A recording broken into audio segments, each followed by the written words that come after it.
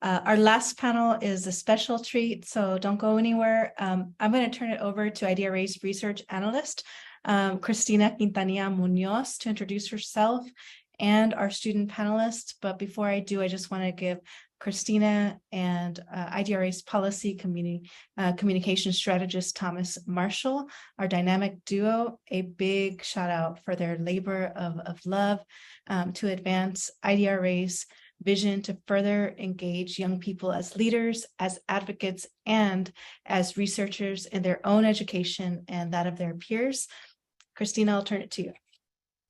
Thank you so much, Selena. And thank you so much to David and our other researcher for sharing the space with us. I'm so privileged to serve as a research advisor to our Youth Participatory Action Research team over the past year.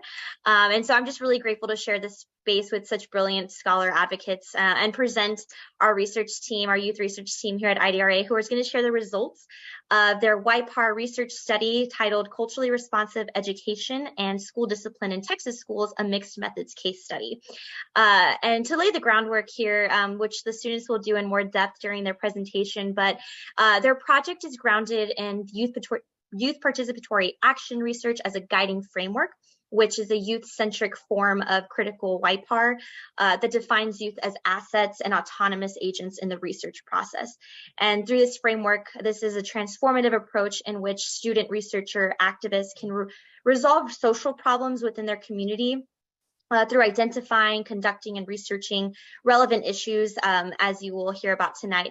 So our 4 student researchers you'll see with us is Manav Lund, Kennedy Moore, José Peralta de Jesus, and Shreya Selvaraju. We're members of IDRA's Youth Advisory Board in 2022.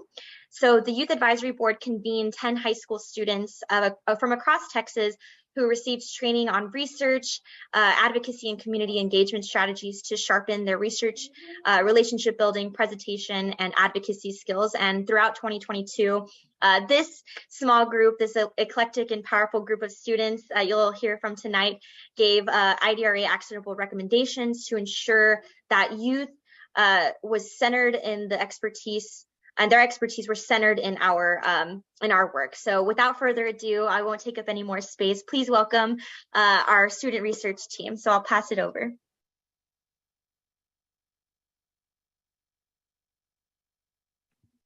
Hi, thank you for introducing us.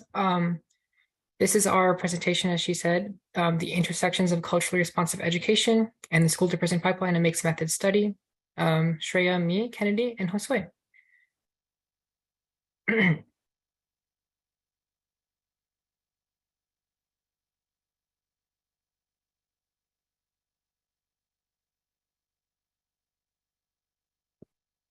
All right. To start, I'm Manav. I'm a senior in Austin, Texas at McNeil, and I'm an incoming freshman at Rice University.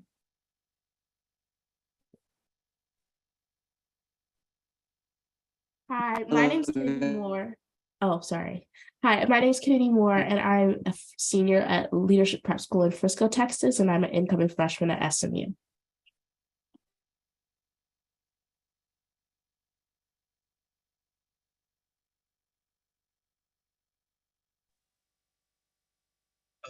Hello guys, I'm José Peralta de Jesus.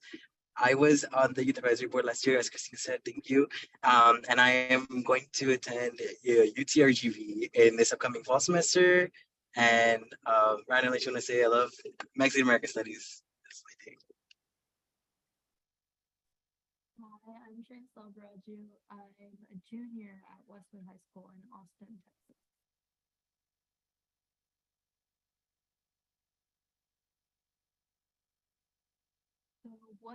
So why YPAR? As Christina said earlier, we were all members of the Youth Advisory Board. Shreya, we can't hear you. Can you maybe speak up or? Can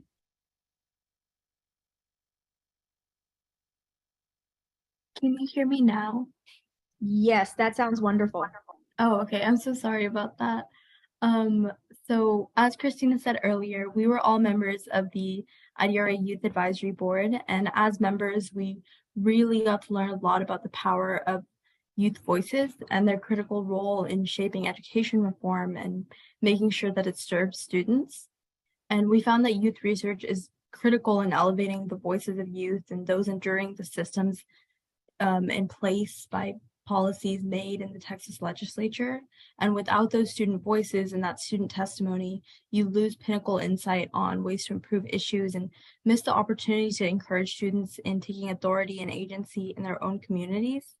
And so in choosing our topic, we felt it was really pertinent and timely as we see the introduction of more and more minority education classes in Texas high schools like Mexican American Studies and African American Studies, especially with the current conversation around House Bill 8045, which is put in place to say that African American Studies and Mexican American Studies classes can count toward the social studies credit requirement for graduating high school. And this is really critical because it counts minorities in, and underrepresented groups, historically underrepresented groups in history are allowed these classes that focus on their histories and include them. So with that being said, our research question, our guiding question was, what role does culturally responsive teaching play in reducing punitive discipline practices at school? Kind of surrounding the idea of the school to prison pipeline, and we explored that through multiple avenues. So I'm sure you guys have heard this term before, but as a quick definition, we defined culturally responsive pedagogy from our survey. Topics from a lens of multiple cultural perspectives, including but not limited to race, culture, immigrant status, and country of origin. So topics, we specifically concentrated on history lessons or literature, books, short stories, or poetry addressing these topics. And I'm not going to repeat it, but you can read it. And that's what we defined culturally responsive pedagogy as. So when choosing what we wanted to do and how we wanted to conduct our research, we really prioritized that we both take like a data analytics type approach, as well as one that exhibited the anecdotal stories of the respondents that would be in our research as we conducted it. For our survey, we wanted to make sure that it was very personal. And so we decided to send out our surveys to our peers. And then we analyzed our survey responses and chose 5 respondents to participate in a completely voluntary 60-minute focus group over Zoom outside of regular school hours. In total, we conducted 3 focus groups, 1 per area, and we created a facilitation guide as well as a survey and included questions about attitudes towards classroom instructions and materials, school climate, safety, and just overall the student opinion. As you can see on your right side of the screen, it's kind of an example of what would a question look like on the survey that we created.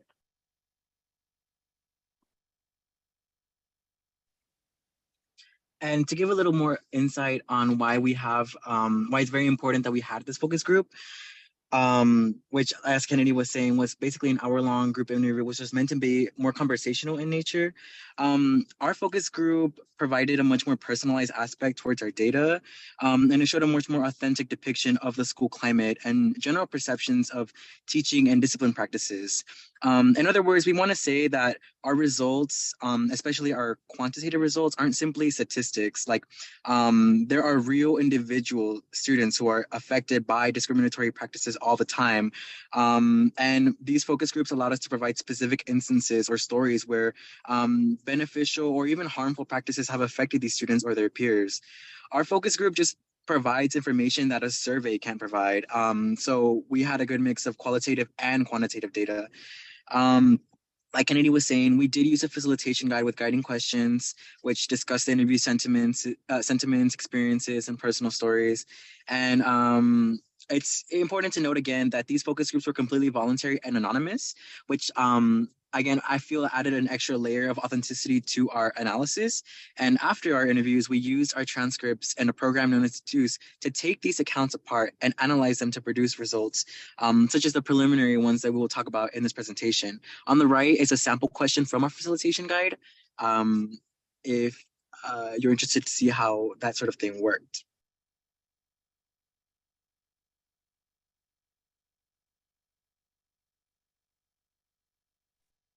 So we focused on three main areas. So Frisco, where Kennedy held her focus group, Austin, where Manav and I held ours, and San Antonio, where Josue held his.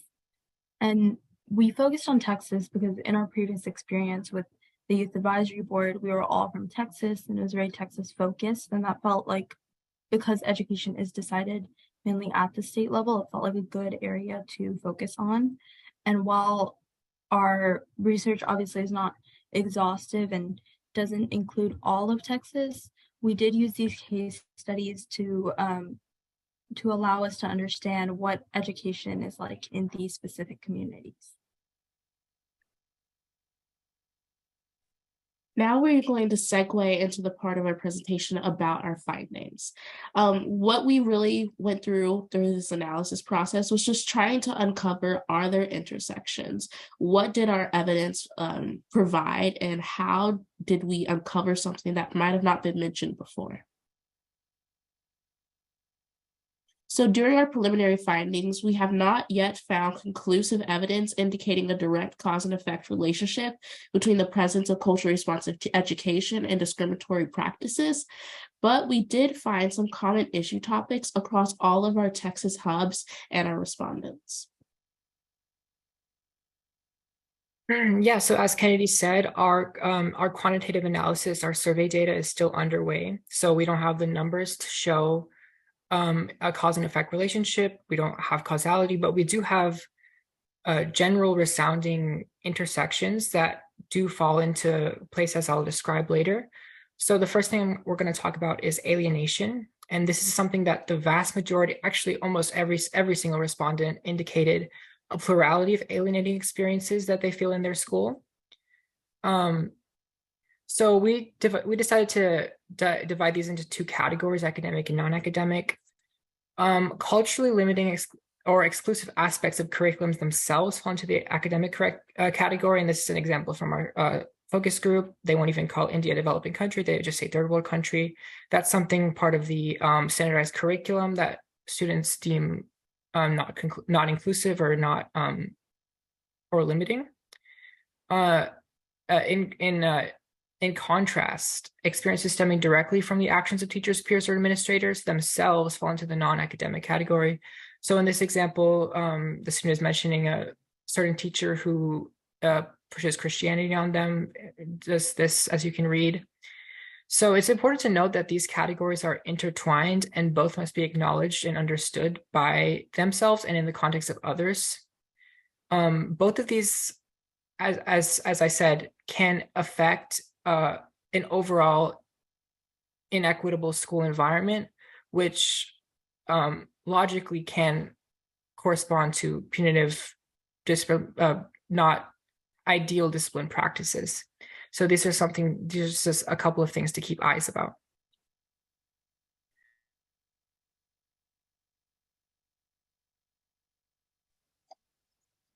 So my findings were regarding the resistance towards culturally inclusive practices, specifically the paradoxical nature of it.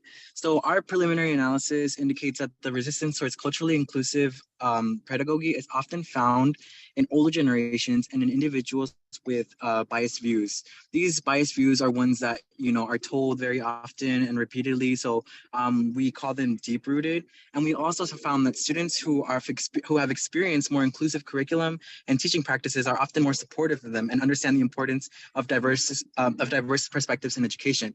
This is basically to say that the people who are against culturally inclusive curriculum are people who didn't get to experience it and are frankly the people who need culturally inclusive teaching practices. Below is a quote from one of my focus group interviews where we were talking about this exact subject. So the people that are going for this resistance are the people that need this type of teaching. They're ignorant people that were raised to have certain ideals. That were raised to have certain ideals, or they came up with those ideals themselves, and they have these biases against people of different cultures.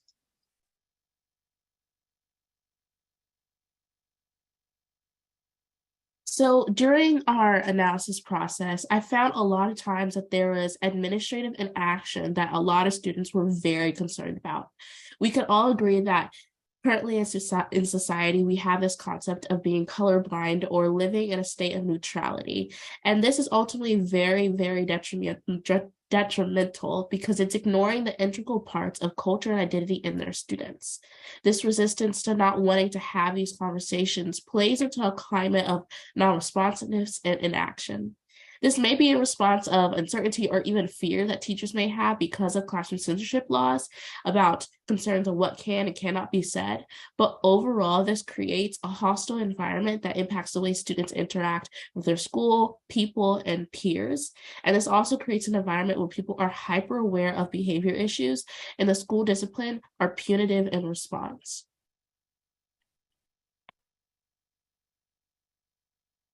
Thank you all so much for listening to our presentation. If you're interested in the progress of our project or the publishing of our results, please feel free to connect with us and email us at the below email.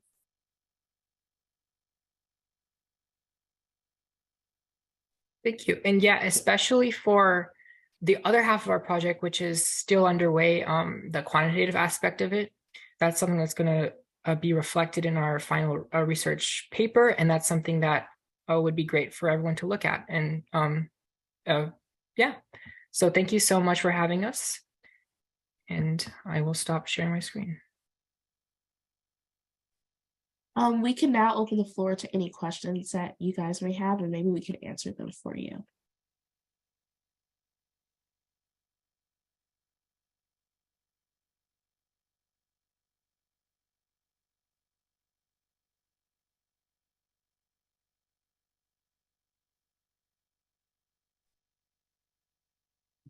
I have a question. Great research. Great research. This is amazing. If you all had the opportunity to now extend this or do something else based on this work, do you have an idea of where you would go next?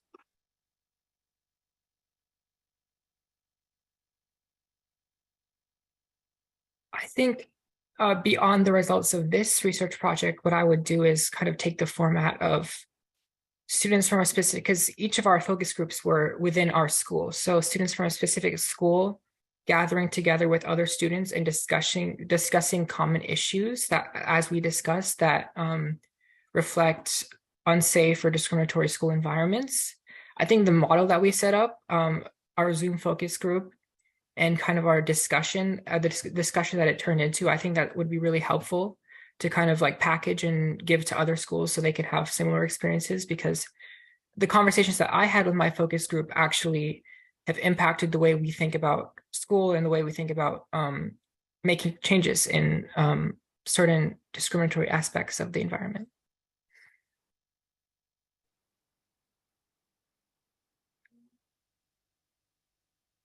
I'd like to hear from each of you one challenge that you experienced in this project.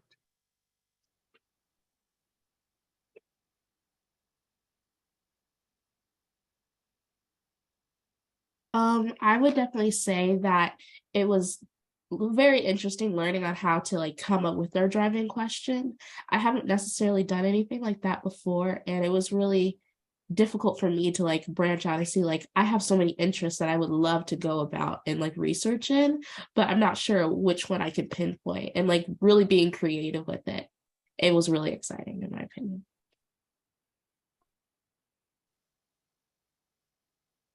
I think for me, and it's something we're still working on right now, but analyzing our results of our data and our focus groups, and really understanding the real world implications of what our peers are saying, because it's pretty easy to see their perspective, but it's harder to like think of real world implications and results from that data. I would say a challenge is outreach. So for me, I contacted my administrator and got a mass email sent out to every single student about my survey and my focus group. Out of every single person who checked their email, I think maybe 20 people filled out the survey, 20 to 30 people. And maybe 10 people said they might be interested in a focus group. And out of those, a lot of people just didn't respond. So I ended up with like 4 people who joined me in my Zoom interview. And I think it's really getting people excited and passionate about changing your school environment, or maybe it just like there's so much going on that it's difficult to get people to take time out of their day to help us out. So that's something I would say is a big challenge. Josue? Thank you, Yetma. I will say Josue did have to drop off the call for another event. He's high in demand, as you can understand, these brilliant students.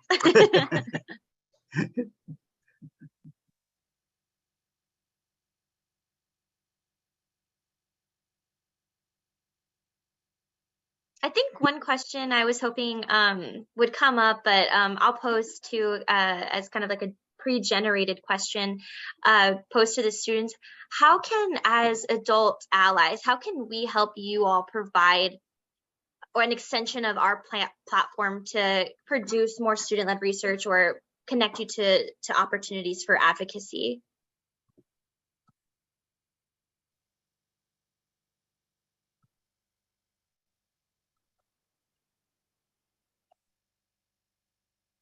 I would say the idea of research is, I mean, I think really hitting the idea that you're finding out new things about your school and yourself and the whole system that you live in. And I think really emphasizing that you are uncovering something that's previously been like unexplored, and you are solving a problem. That's something that really got me into research, even though like I'm also interested in like scientific research and like test tubes and all that. I think it's the same thing, really getting people excited about the idea that you're solving problems and you're coming up with new information that has previously been undiscovered. I would like to add on to that and say that a lot of times when dealing with like our peers or whatnot, it really takes motivation as well as like recognizing within yourself that you can have the authority to make change in your community. And I feel like as adults, I feel like it would be a really good asset for students to be involved in research, but they also have to be motivated to know that they can make the change that they want to see and have made.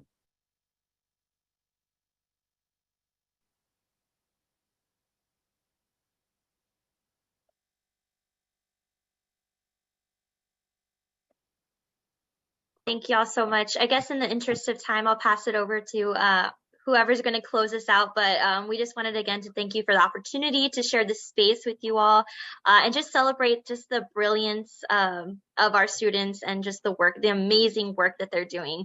It would not have been made possible without our leadership through Selena and Joanna, who has helped us as a mentor herself in the research space, and our PACE team, who has really guided a lot of the thoughts around this project. So thank you. Thank y'all so much. And, Kennedy, to your point, I think the work that y'all have done here is so innovative and breaks down barriers so that more students can see themselves impacting, their school because, of the work that y'all are doing, right? Students, Aurelio, you mentioned the chat, students 50 years ago plus were walking out, as they still do now. They're more and more testifying for the legislature. And I think y'all are really breaking so much ground here as student researchers to show what is possible and to bring in other students. So thank you again so much. And thanks to all of our researchers today. I just want to end with an IDRA's philosophy and a real special acknowledgement of our founder, Dr. José Ángel Cárdenas. But I think what the research showed today is really that there cannot be excellence in education without equity. There can't be their kids versus our kids. Like, we all should be caring about all of our students and young people. And so I just leave y'all with that, and I appreciate everybody's contribution today and participating. And we will move forward together. Adelante. Thank y'all so much. Have a good evening, everybody.